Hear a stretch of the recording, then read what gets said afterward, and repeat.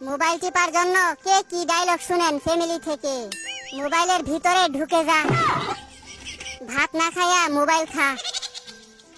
Mobile তোরে প্রতিবন্ধী বানাইছে, মোবাইলের উপর ঠাডা পড়তে পারে না।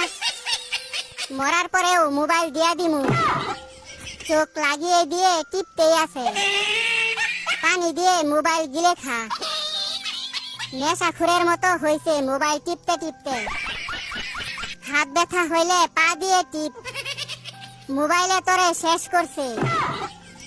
তুই কানা হয়ে যাইবি তো, এত টিপে মোবাইল নষ্ট হইতে পারে না। রেজাল্টের পর বুঝামু মজা, অন্ধ হইতে বেশি দেরি নাই। সারাদিন মোবাইলের মধ্যে কি দেখো? আমি বলুম না, আমার শরম করে।